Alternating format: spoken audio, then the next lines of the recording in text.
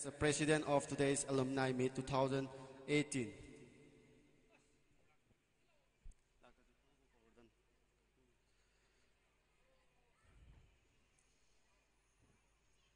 After our president has taken his respective seat, I would like to call all the guests of honors to take their respective seat. Sri K.H. Rajmohan Singh, Principal of New Public Higher Secondary School, Khangabok. Sri S. Gopal Singh, Joint Secretary of New Public Higher Secondary School, Khangabok. Sri M. Maniram Singh, Landowner of New Public Higher Secondary School, Khangabok. Sri K.H. Tom Chow Singh, Founder Member of New Public Higher Secondary School, Khangabok. Sri K. Jayanta Sharma, Founder Member of New Public Higher Secondary School, Khangabok. Sri K.H. Ivosna Singh, Cashier of New Public Higher Secondary School, Khangabok. Srimati L. Lata Devi, Founder Member of New Public Higher Secondary School, Khangabok. After all the guests of honor, chief guest and president has taken their respective seats, I would like to request to all the teachers to take their respective seats too.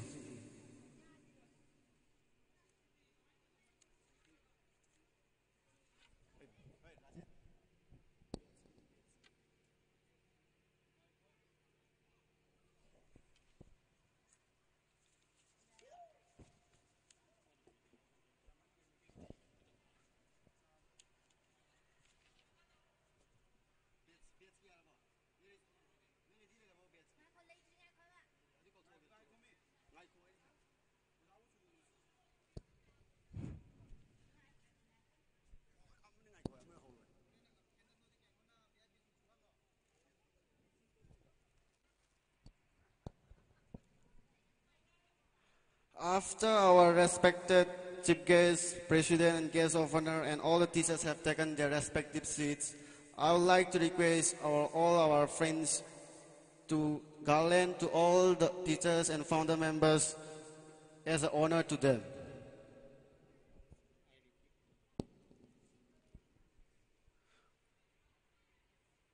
Once again, I would like to request to all the alumni associations to kindly garland to all the founder members, chief guests, president, guests of honor, and all the teachers as an honor to them.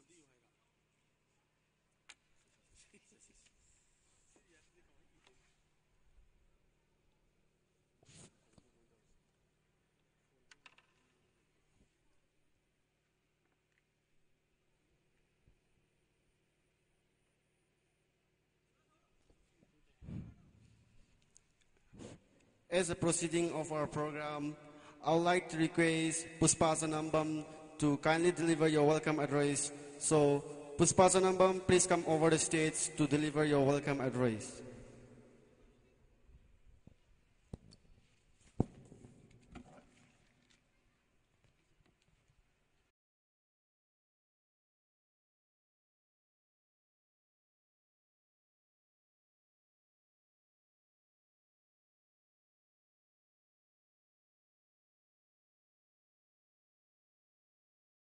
Everyone, firstly, I, on the behalf of the organizing committee of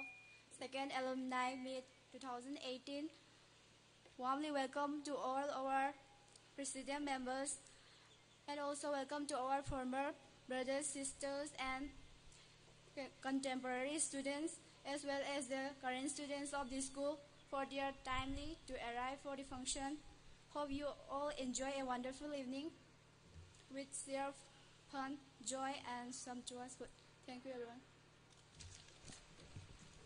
Thank you, Puspa, for your kind, warm welcome to one and all presenting here. After welcome address, our program will be followed by opening song. So, to kindly present your opening song, I would like to request Italy Talk Song Renuka Ningthozam and Radharani Laisram. Once again, Italy Talk Song Renuka Ningthozam and Radharani Laisram are requested to kindly come over the stage to kindly represent your opening song.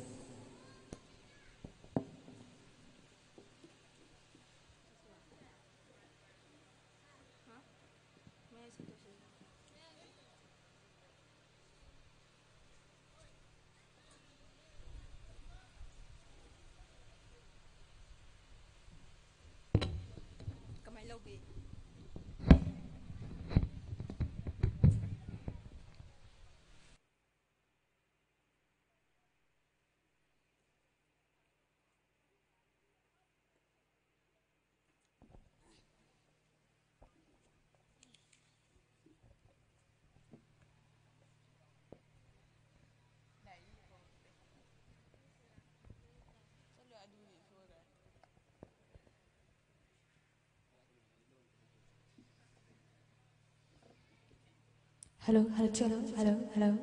hello, hello, hello, cello, hello, hello, hello, cello, hello, hello, hello, hello, cello, hello, hello, hello, hello, cello, hello.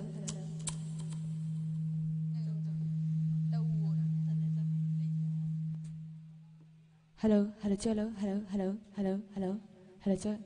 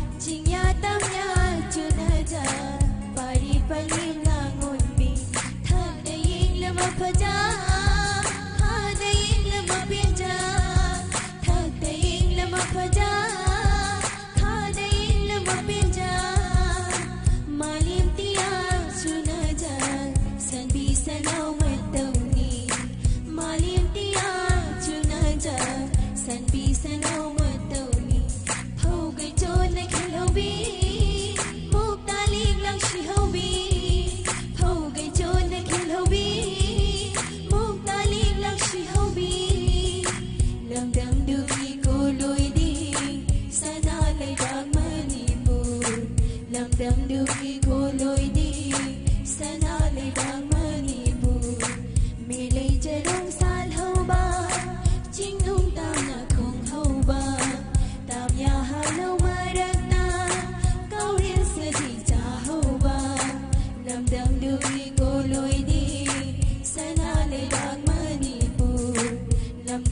dugi koloi di sana le bang Manipur milai charong sal hoba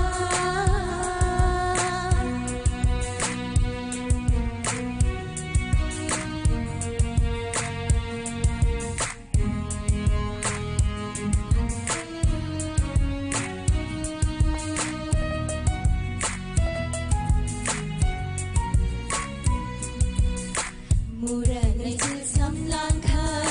urok baring pai hoba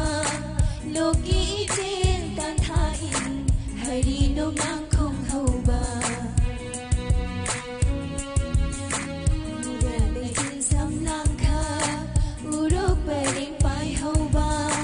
loki itin tan thain hari no nang khong hoba tha jako do mangana Koro mangana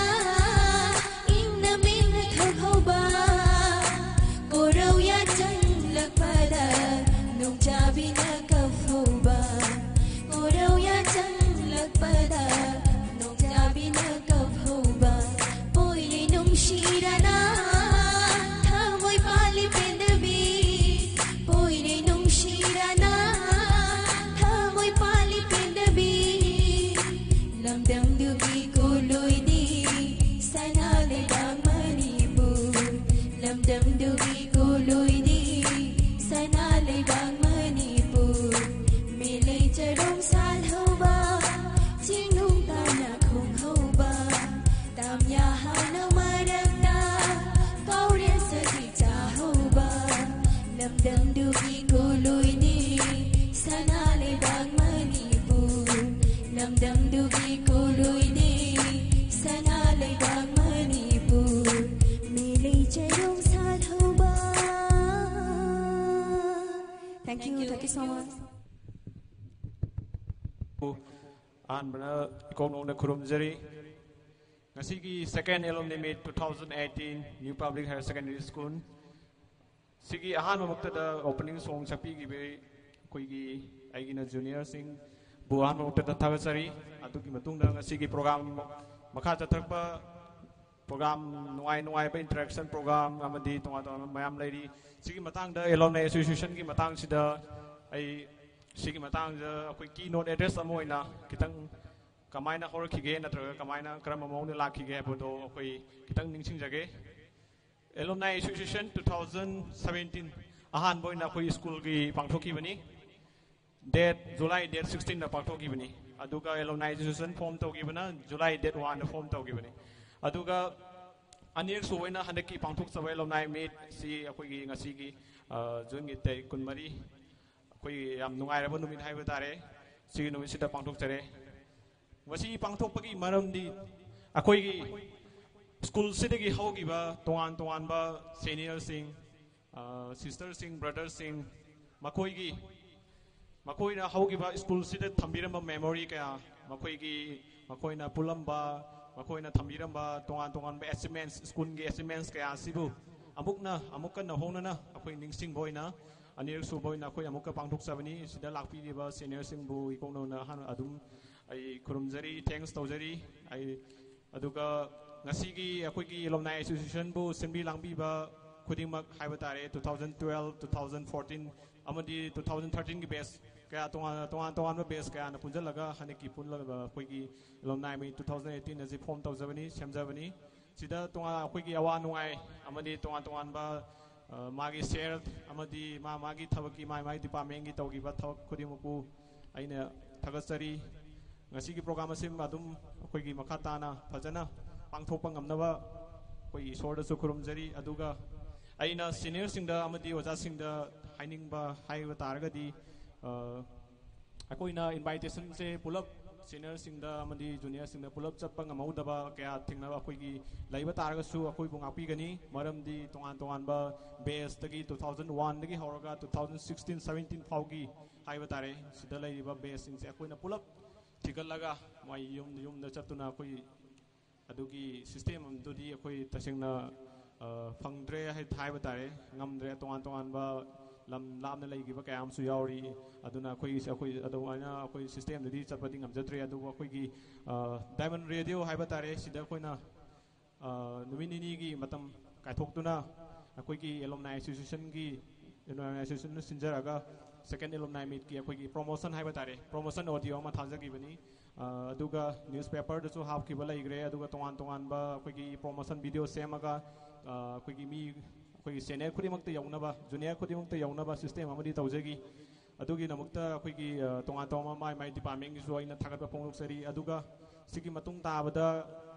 khoi gi invitation yoba ngamauda basing adugi damukta di real story adugi di yam soi gra khoi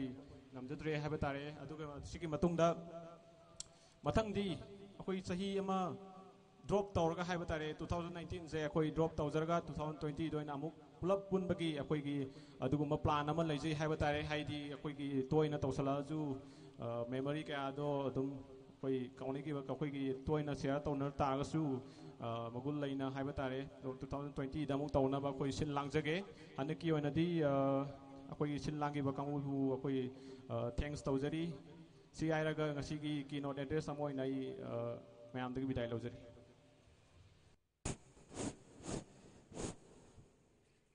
Thank you, brother, for your kind information. Now, as a proceeding of our program, we will have speech from all the dignitaries. So, first of all, to deliver a valuable speech, I would like to request Narengbam Livingstone, Chief Engineer, PHED Taubal, to kindly come over the stage to kindly deliver your valuable.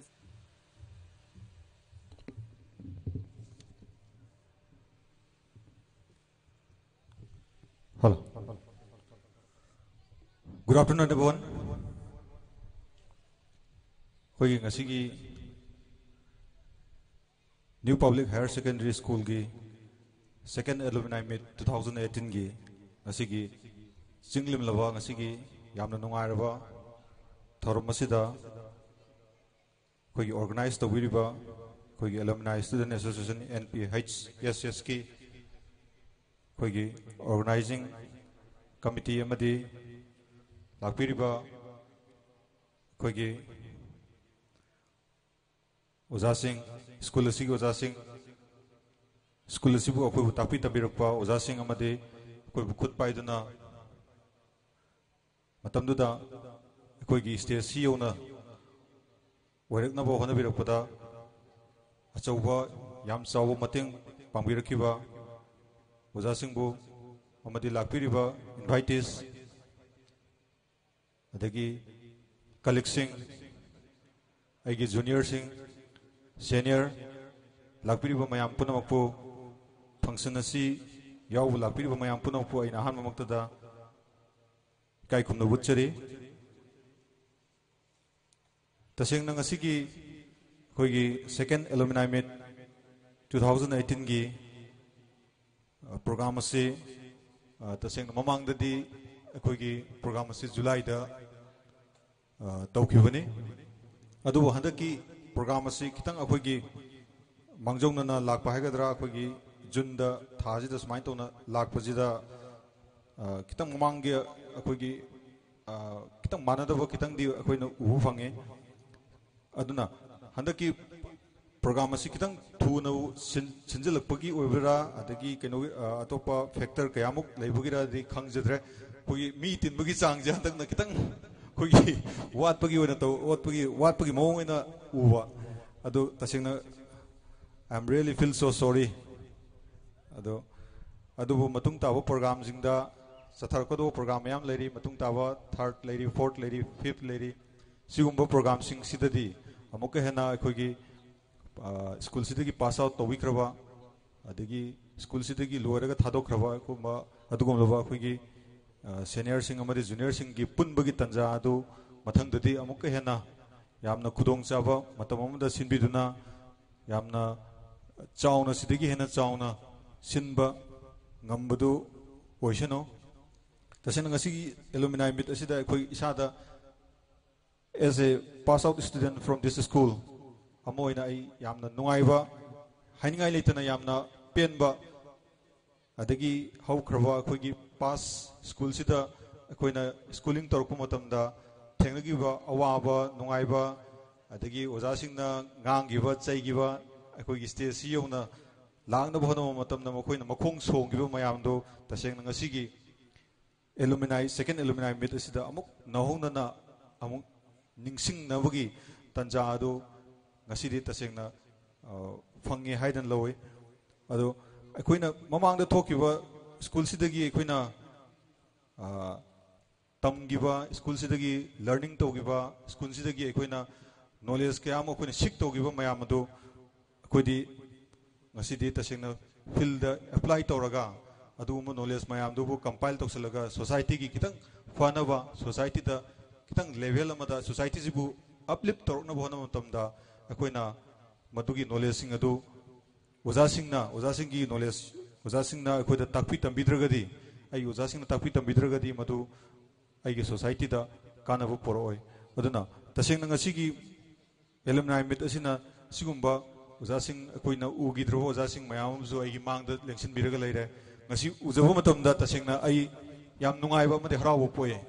oja singsna ai gi damakta tawbirakhiba akoi gi damakta tawbirakhiba akoi gi damakta honarakhiba mayam do ngasi di tasengna mitta sangsangna ubudona ngasi di koi gi yamna nungaiba adigi thamoida apenba moju pokche aduna tasengna ai gi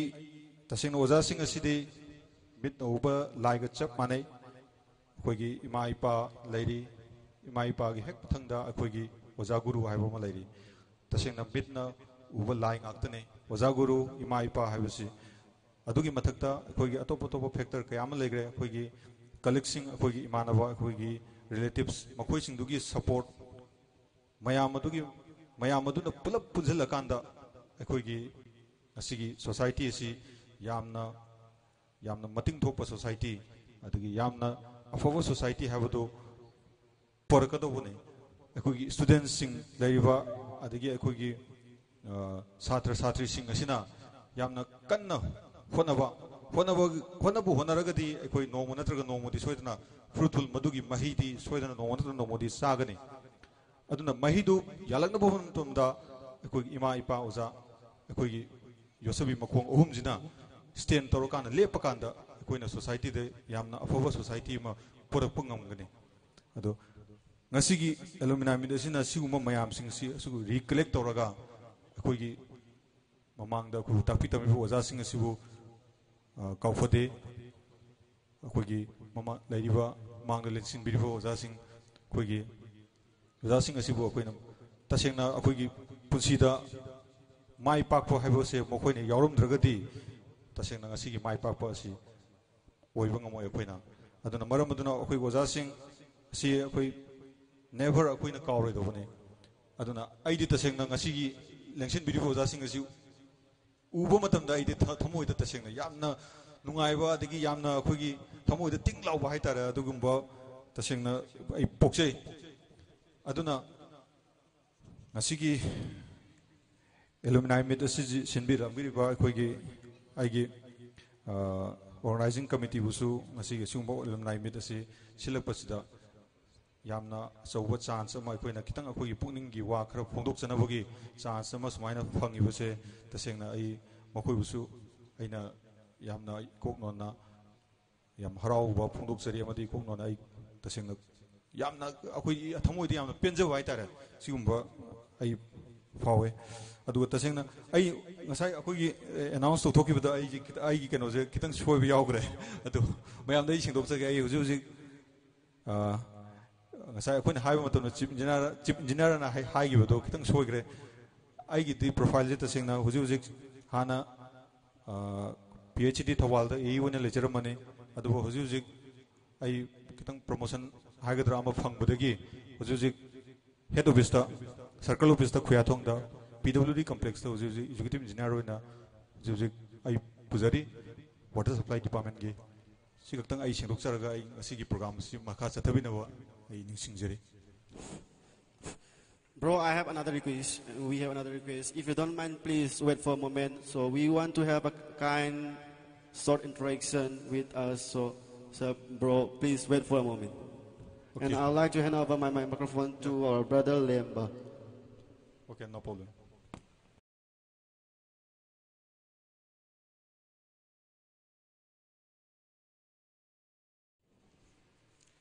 ngasi bro na lakpiduna ngasi nai mit se mapung phan bada saruk ama yabi bida mukta han bada mukta thagasari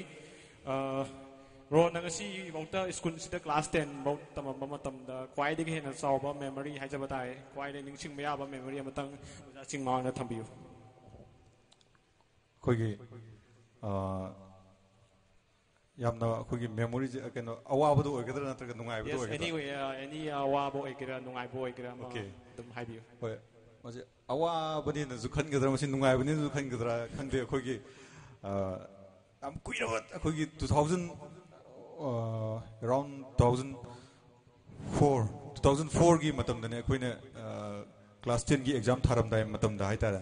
class 10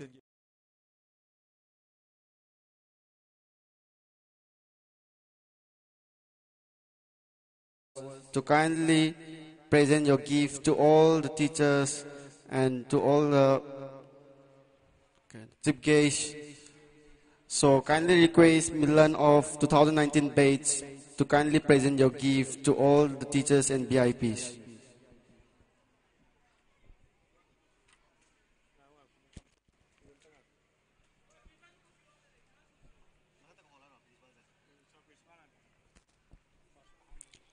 For the presentation program, I would like to request our respected principal of New Public High Secondary School, Sri K.H. Rasmon Singh, to kindly come over the stage to receive your present.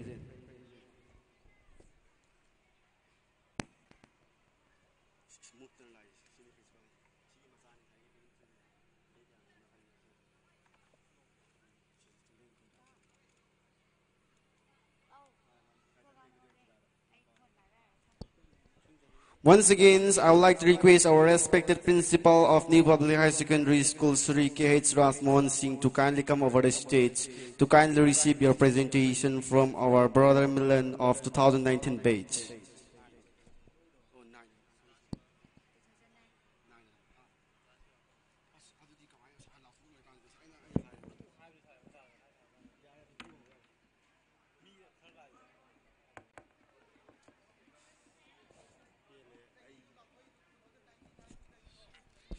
Sorry for the year,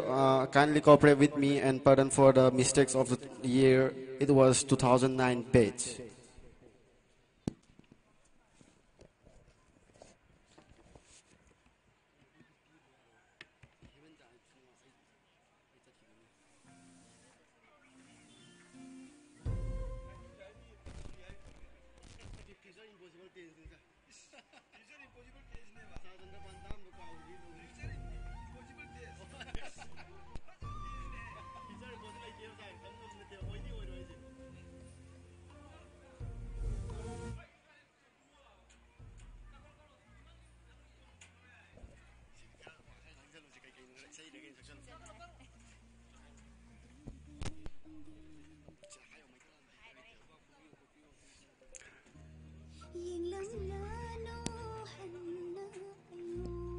Koigi nungsizaraba oza principal of New Public High Secondary School asida koigi 2009 gi Satra Singh brother Milan na literaga gi piyom tang sida Satra Singh dagi ahoba kuwa amatang nizari.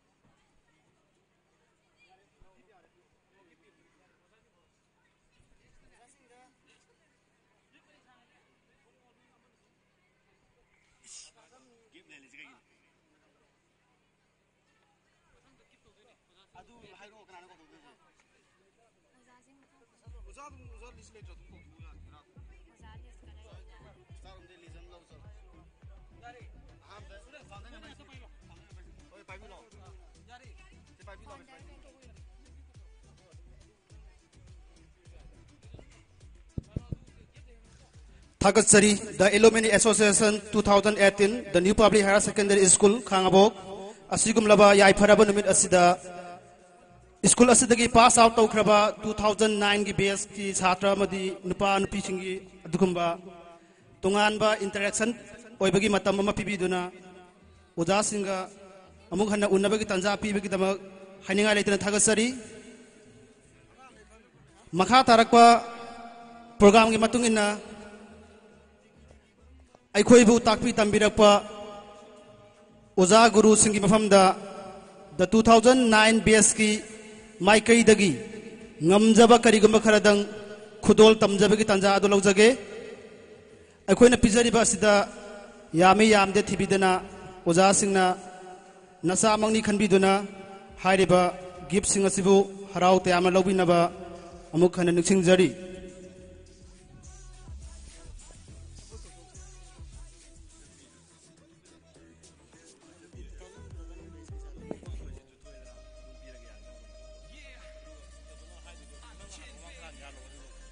Maramaduna Aigi Nuksizaraba colleague Singh 2009 ki BS ki Satra Singh Yaragadi Kitang Konglai Tuna Lengsin Biraktuna Gip Singh Asibu present Tabirana Bani Singh Jari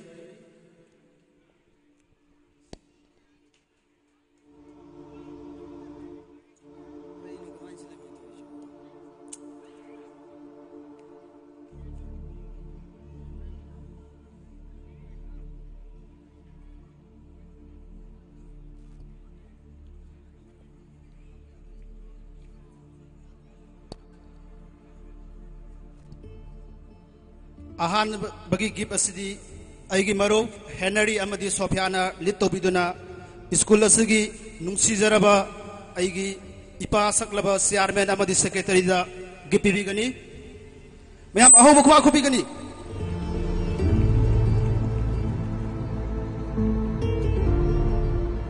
Sar Kundrakom Jogendro Singh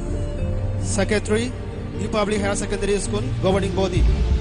and next Sir Sir Chairman, Governing Body, New Public Higher Secondary School, Loinana, I could put Paido Takpi Tambirapa, Sir Saikom Gopal Singh, Mathematics Department, Governing Body, Loinana, I could Ipasaklava, Sir Principal, Mingwana Panjarabada Kundrak from Ras Mohan Singh, Makatarakpoina, Aigi Marup, Surjita Amadi, Rosita, Haiba Singh Asin Litto Biduna, Tungan Tunganba, Senior Teacher Singh, Amadi Nuksizaraba Sar BP Singh, Gipi Bigani. Miam Ahobukwa Kubisi.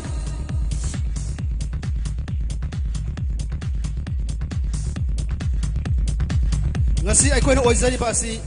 Maman Lengsin Biriba, Asigum Laba Oza Guru Singh Zigi Mapandagini, Karigamba Makoi, Gatangram the Bataragadi, Akogi Punsi Kai Origmoni Habat Tambangam Day. Aduna. Makha tarak patungan tungan ba school ki function kaya da the 2009 BS na achauba lit tawduna program sing asina saruk yabang amjage haina school ki mafam da amukhana thoni jari oji makha taba ki pibiri aigi marup singna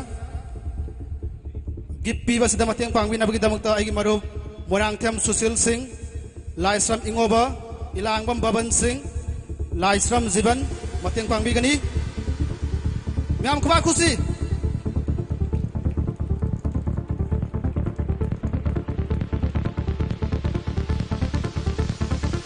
Pining badi kaya ni adubu nasana na ako na piba matamda apen penda kaya yawi bataraga so ngakpi ba adugam laba saura ba ozagi ngakpi hay bathamoy aduna ngakpi duna asigam lapi jari ba khara sibu araw te ama lobi gani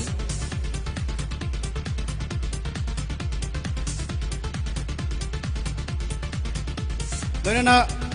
Nuksizaraba Sar BP morning shift Sar Surjit Amadi I guess Marov Kumar Jetpuchu Sindari Estiasida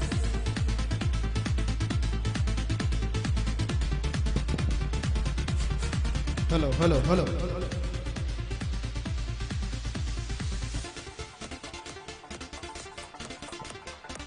Nuksizaraba Sar Surjit Amadi Marov Kumar Jet Maka taba gift pibinaba aigi marum Niktojam Surjit Kausinjari loinana Niktojam Borjendro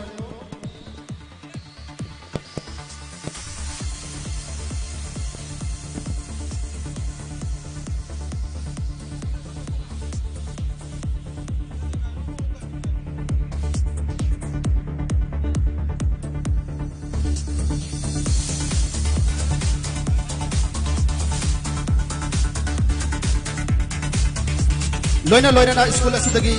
aikogi mathakta senior pass out tokraba aikogi brother kharadang apuna gift tamjage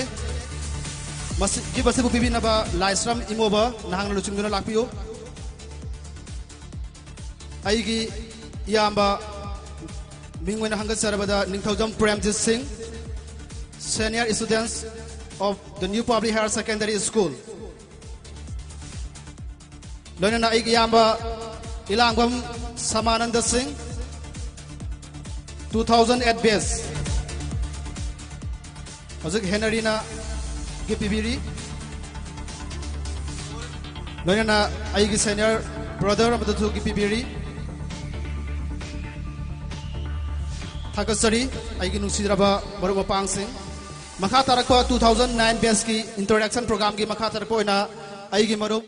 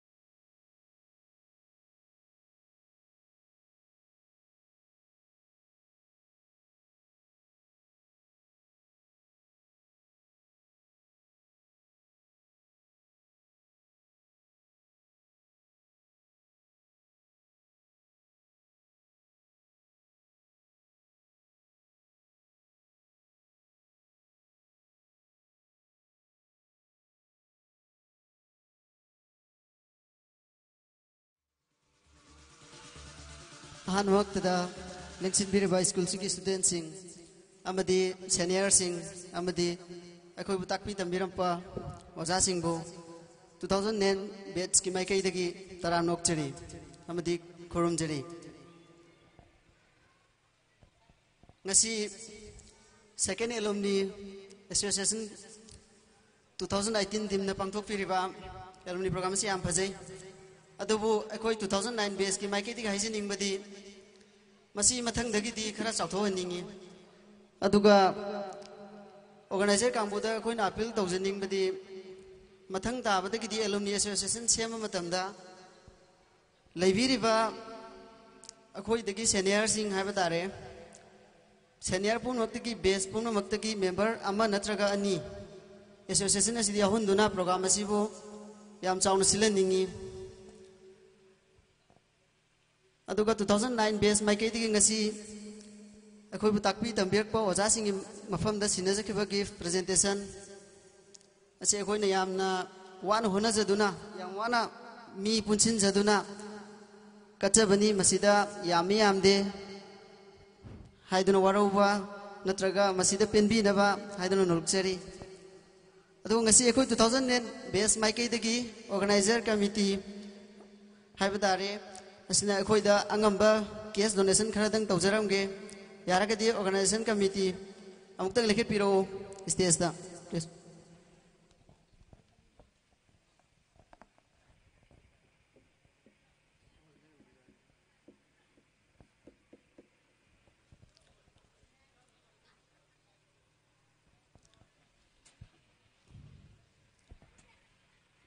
organization committee da donation hoina tawbigadaba akoi mayam gi mihu chinjaraga laisram jiban sing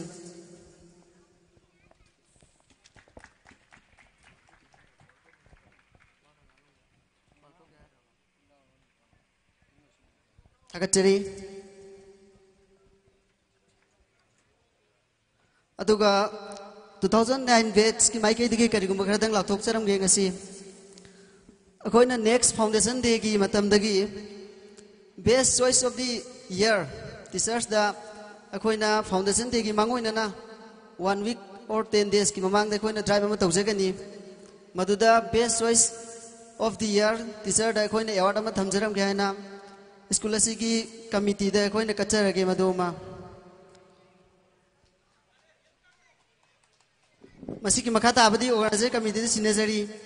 aroi boina 2009 best maike dagi nolukchari brother kaya interaction program ta hapse ki brother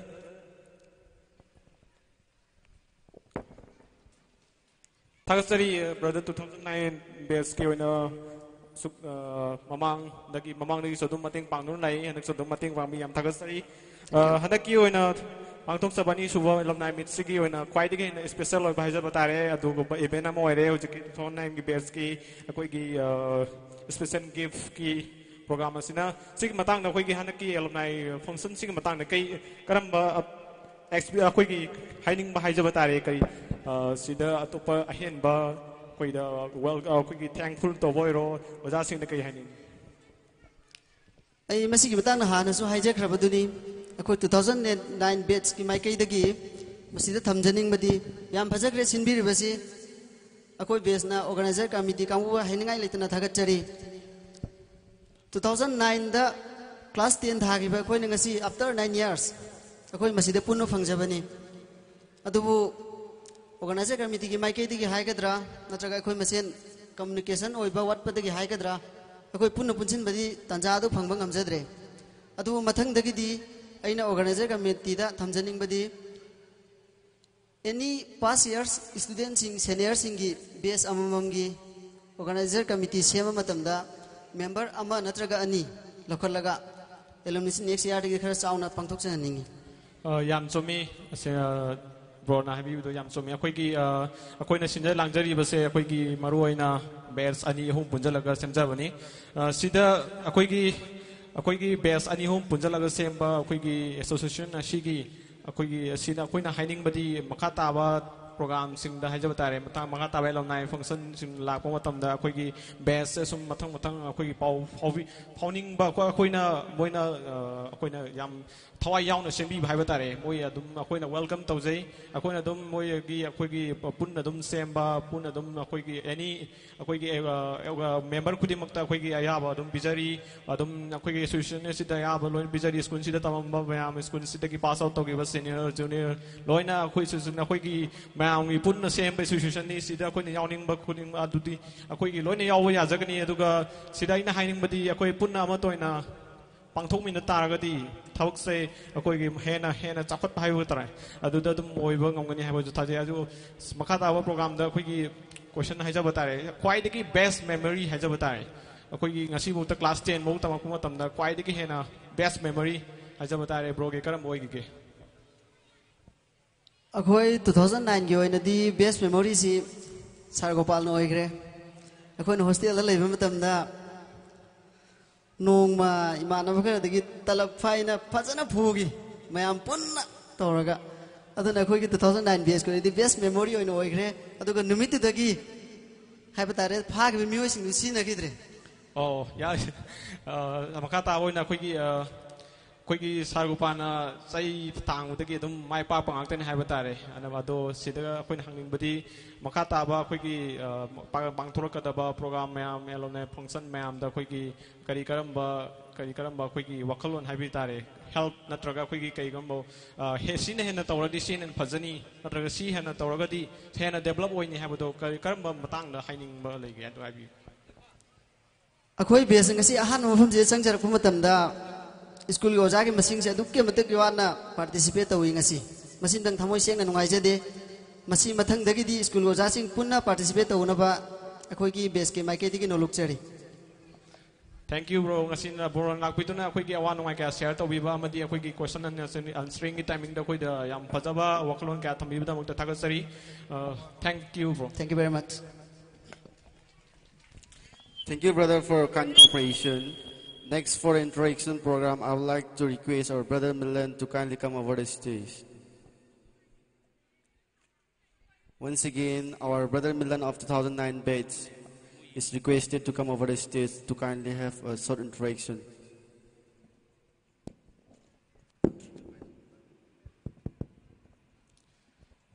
mayamna bro bu welcome to you interaction program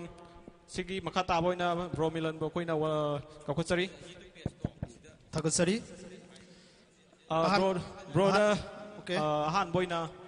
mayam da haining bado dum haibiu ahan bada haining basi ihan hana school asigi larembi bu ikono na khurumjari ngasi aikoina school asida tek ta kaidana 7 da sound lepang amjari ba asi school larembi gi thousand da gini aduna akoi khudimangna school larembi bu mirai da bida tungan balai ba department mayam gi oja singi miyeng makhada thabak thoram thing asibu niti niyam sumna tawba oja singbu respect tawba tungan ba senior base tungan ba lagi mayam asigi brother sister sing asibu masak khangba oina aikoina thabak thoram thing asi fajana tawragadi mai pak pa du oigani aduna ngasi tasengmadi ngai akogi marup imo bana so haibi kre ngasi akogi second alumni yam sawba tasengna harabda school asi linkhat khiba sahi kungi mathak nearly 20 years oram lagani khali adubu ngasi mangda lengsin biriba satra satri amadi tungan ba teaching and non teaching staff hajaba targe masing ji khitang watna ubo sida ko so nungai tabadi phaujai adubu makha tarakpada asigumba thodo se thogan biroi ningjai okay makata boina bro da hangjing samana ba wahang na dumo hangjage bro ge kwai dige hena best memory hajaba tai adu oja sing na kitang share tobiu tasengna aina school sida tamjarak pasi class 3 dagini class 3 dagina 10 phawa school sida tamjarak pani aduga 2009 da aise metric thajaraga pass out tawjagi bani loirena 2015-16 matam khara school sida service tawjara mi loirena aigi oina khwai dagi memory oi bahai tare kaungam draba mi ko bhare gadi aina class 10 gi first monthly test hajaba tare matam dugi aina kogi exam hadagu matam da rank se kanagumba kharna munbi gi bai tare ase rank number 1 2 3 manung chalau daba matam du da school asida hana leibiramba aigi oja thoksom bisorjit mahangna aingonda tungan ba wahi khara ngangbi bahai tare makha ta ba tawduna ba aduda phangiba ikai ba phangiba adugumba mikuf amadi mikup tuna maram oraga ngasi aina miyam gi mamang lepa phangjari basi adugini khanjai aduna aigi memory haiba taragadi adugumba 2010 gi ngalingai gi matam duna ojagan makata boina yam phajaba memory na hajaba tare haidi sida akoi gi aduda tawgiba feel tawgiba wakhal na duna akoi gi hujik su adum mi oiba ngamjari bani oja mai pak mi oma oina adum lepa ngamjari bani hajaba tare adu sigi makata boina akoi gi association hajaba tan alumni association na akoi na sinjaba second alumni meet sigi association akoi gi sigi matang da hena develop oiba haiba tare hena develop oiba hena khumjang chakchan na bagi tamakta karam step lokhalaga hena fagani haiba do karam kitang suggestion tawbiu summi ahana maktada asigum laba yamna energetic oiba inkhala'iba aigi makha taba base sing 2015 I think 14 or 15 12 13 14 maroi 13 14 15 asigumba base sing asina asigumba alumni haibadi school asidagi pass out tawkhraba satra bayam punbagi loina oja singa interaction tungan ba hiram singa tawbagi tanja pi base yam nungai jai tasengna ikhoi su hana asigumba program asi sinjagene khanjaramani adubu khanbana ama ko wakhalna ama thabangna ama haibaduni tawjabadi ngamjade adubu aikoina khanjai aikoina ngamdraba thabak ya asibu asigumlaba yamna inkhalak puliba yamna energetic oiba aikoigi inaw sing haibetare mamangi thabak tharam kya rasu aikoigi inaw kiran na lusinglaga yam singi na fadana program se mayek se na sinbigi berena hanak su aikoigi asigumlaba inaw singlen amadi lemba amadi tungan mayam asina sinbiduna program asi sinbira kum tamda khoi haraujai maramdi aikoina khanjaramba adugumba program ado aikoina sinba ngamdragasu aigi inaw sing asina sinbiraktuna ngasi mayamga punna phangjari basi yamna hena thoidongna nungai jabadu phaujai aduna aikoina haningbadi ngasi tungan ba print media amadi electronic ki matengna pau khangbiriba aigi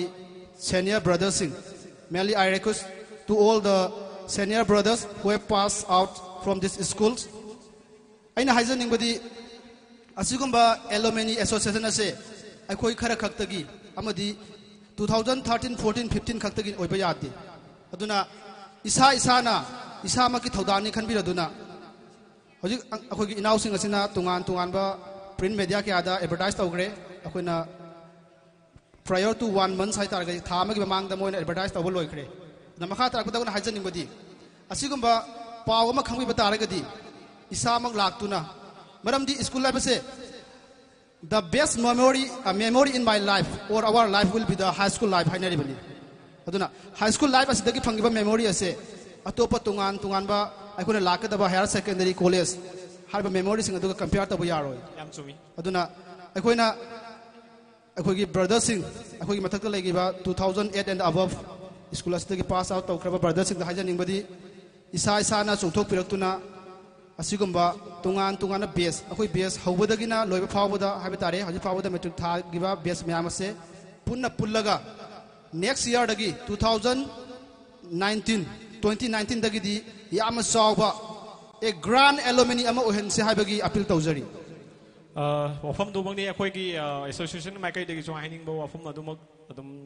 brother na adum haibire besida khoina koi print media na singba atai da loin advertisement tawjagre sida khoina akhoi gi invitation ai jaba tare invitation je 2001 dagi 2018 gi base pau je khoina pulap tawbadi ngamjadabani na akoina print media na singba khoi advertisement tawjagre sidi isa gi thodang ni khalaga punna participate tawraga hena yam phajaba aduguma thora akoigi alumni meet ama ohen gobda mateng ama oidoribani aduna sida akoigi invitation natraga atei gi kuthang haidaba kuthang da atei atop means ta haijaba tare aduda paw phobidakte natraga si tawbirakte haibodo adum khanbidana isagi thodang ni khanbiraga punna participate tawiraga akoigi organization ama oina punna join tawinaraga mathang dagi ju adum hujiksu mamang ju adum yam phajana pangthokhi ngasi yam phaduna pangthokli mathang nasu hena phajaba ama oina bagi damukta akoigi lairiba base myam gi akoigi brothers sisters sing juniors sing na punna yaumina tuna hena phajabado adum ohen ministry habse ai haijage adu aroi boina bro ge kwai dagi haiba skill haijaba tare kwai dagi best skills je kai oigani ai gi best skill je isai sidi yamna tabada yamna best oijare sakpudi haidaba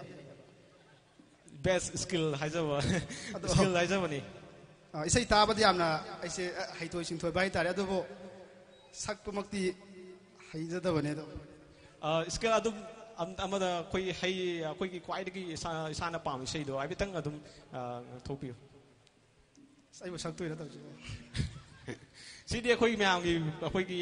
pass out satri sing gi myam adum pun ba koi program adum tobiu yan mayam gi khanjaraga amadi yengbiba mayam gi na apen ba soi biu asoi ngam yawga sungak pi gani isai mati ga madang stanza ama ni go madang tamjage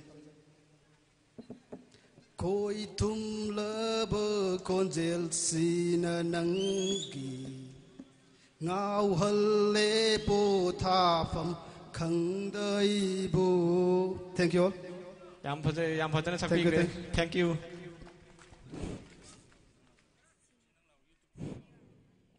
Thank you, brother, for your kind cooperation. And interesting good news has come from our alumni association that we are broadcasting our program to a YouTube channel that is Alumni Students Association. So we can watch our program later on, and then we can watch it right now from other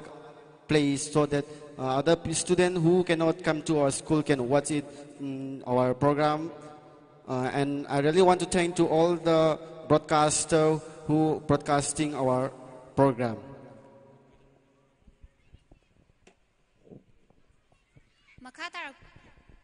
Makata poina entertainment program ama hapjage interaction program lojadri group dance tab bijeta gi group thokpiro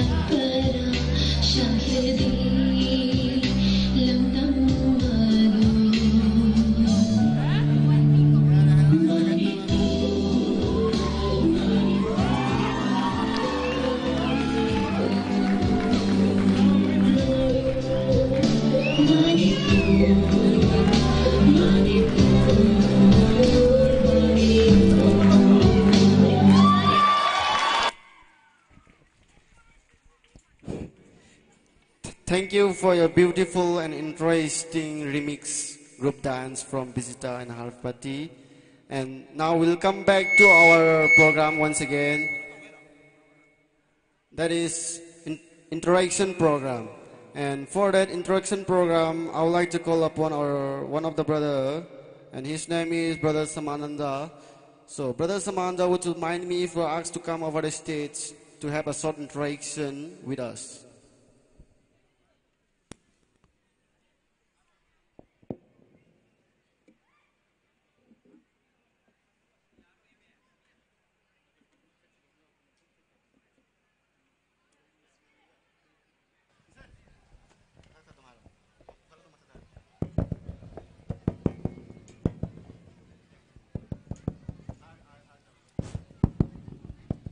Yahan boyna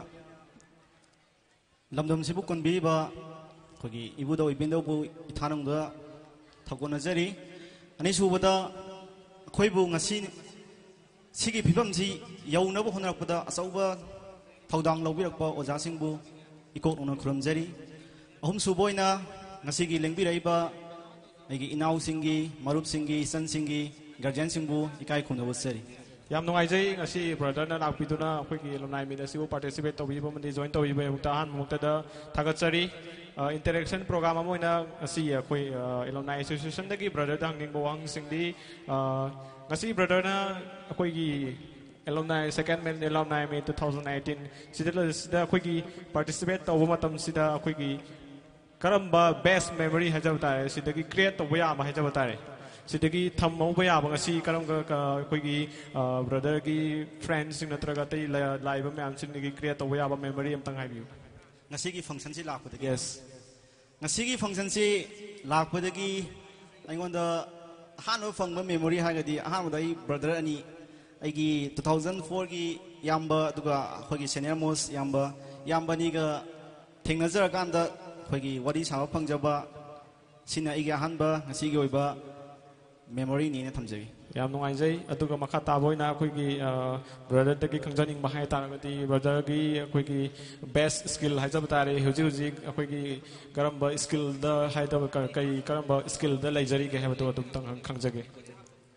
si o hangje hangakani hamda khoiji khombong khangda bamoi haidi ai huji sa se karisu oijati sengna harkanda ai sidagi loijar matung ai mathang tarokanda master bhodi loijare aduga ai thaba ma paiba aduga si thabak da leire habai kaisu lajade adubu aina ngasigi tanja ji khitang loroga wa matang ko yes aigi inau sing aduga aigi marup sing da hajining ba matang di akhoina larik tammi se thabak kira haibadu ma ai sengna mayam da khalaningi aduga guardian sing dasu अखोइना ngasi like तमिबा knowledge तालिबा अखोइगी मांगदा अखोइगी इपा इमा सकलबा ओजासिंना ngasi अखोइ फुदना सैदना अखोइदा तंबिरी से अखोइगी थबक अमा तौरगा थादा लुपा लिसिंग कुन कुनथ्रा यांखै चारगा अखोइ नुंगाइनबा खक्तंगला हाइबदो मै मदुगी वखंदो खनबिरगदि खितंग ओनथोकपियु अखोइना लाइक तमिसे इमा इपा नुंगाइनबा आइगी तमुरिबा आइगी महैसिना आइगी इमुंग बनोंग आइगी लाइकाई आइगी सोसाइटी सिदा करिगुमा कंट्रीब्यूशन अमा पीबा ngambagi leben doina khoi changhaningi aduga adom doina khalaningi haji thabak khaktangi khanba ma khogi parents na agi sari thabak tawdragadi khitang akhoi se kaisulai taw mi oina khanba se ase mai yam thina ai pamjati sim tang yam chumma wafam ni ngasi akhoina lai lai su tami ba mayam se khoigi thabak private natraga government job ta tauba adugi plan adugi tamakta natte haiba wafam duni haibadi sida lai se akoina knowledge tan chalibani tongan ama society da contribution pi dori bani akoina aduna akoigi public sector natraga private sector da akoigi job tauni tauroi haibado kesu leite akoigi society sida contribution khara dang tauba ngamabadi akoina tamuba akoigi education ado akoigi mahi yale do akoi khanjaba yare haijabani abron haibe charoi bana bogi bro te khanjani bo wang di makata na akoigi alumni me toriba akoigi alumni association gi kari karam step sing lokhalaga hene na sakot pa yaba mong da hene na phajaba yaba hene na akoigi state level dang natana akoigi national level da phaw akoigi hena mai pak pa yaba mong na haijaba tare si karam kari karam step sing lokhalaga hena mai pakan nasai su aigi naw ani akoigi milan yauna phajaba marik sumba kya thambigre aigi site gi aina haijaning bahar gadi ngasi aina ngasi hakchang khara ngamdabani aduda akoigi ai mamang sei da soi yawba ngamhaude adugi nuaitaba mana ai handaki sei dum yauna bangai ga leibani adu bai ngasi satke na ngasai kaino da si mu da di nong su khar kan su bani ngasi je aduda ngasi som su rom gadra akoigi de mapung pharo da kan yam waja ga lakpani adubu sidadi thoidok padi tawramdre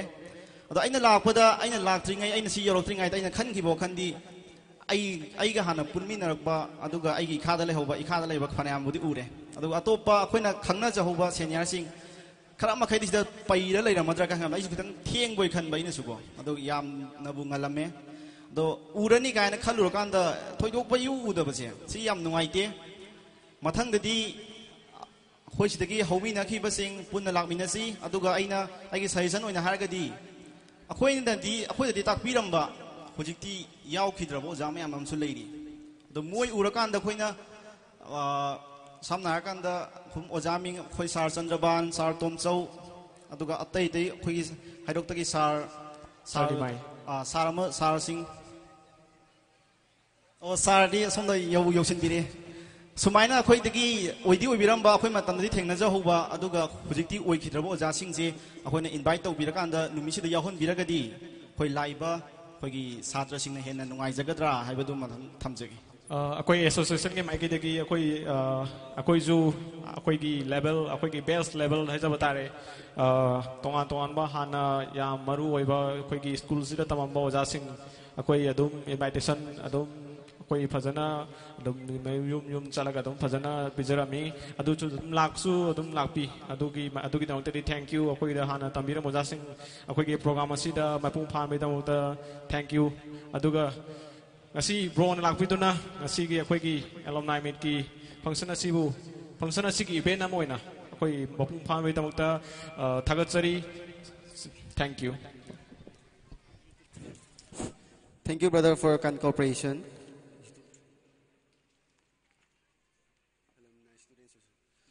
Once again, I would like to repeat that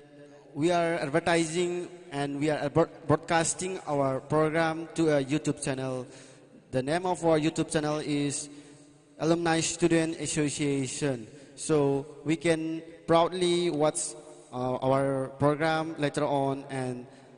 the thing is that the student who cannot reach our school, who might be busy according to their duties, might watch the program on the YouTube channels, and I'm really proud, and I'm sure that all the students may be proud because of this broadcasting as well, that we are broadcasting this. And now, as a proceeding of our program, I would like to request L. Rupasri to kindly represent your solo dance. And next, after Rupasri, I would like to request Ramabati and Harpati to kindly get ready for next participant. Once again, I would like to request L. Rupasri to represent your dance.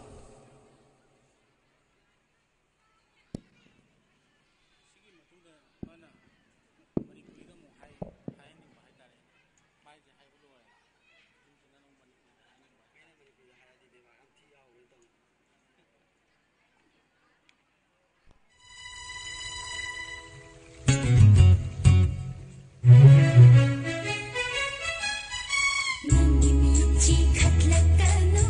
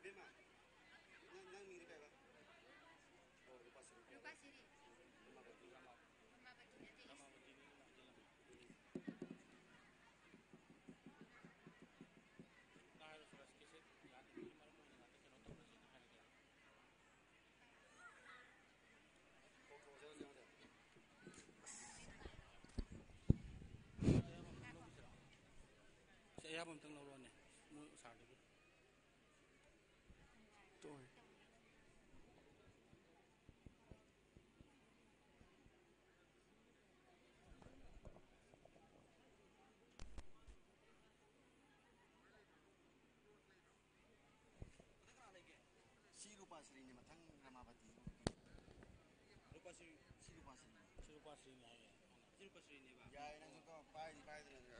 chalo. Ni chhad ke ya banda Ristina hai bro Ristina arni Artin sa idi.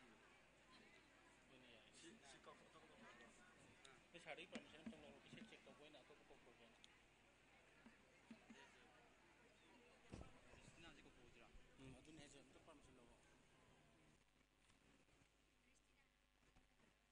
ma bati ju like ma si like ti na ma bati like ti hai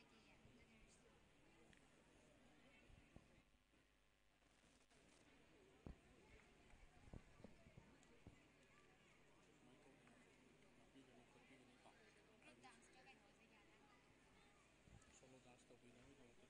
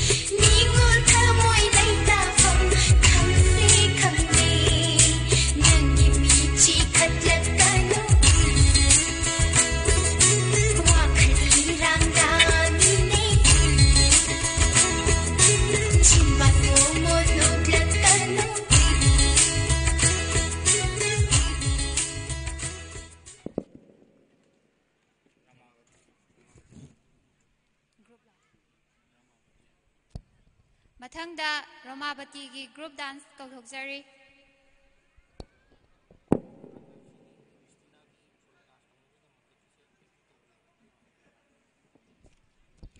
Ramavati loraga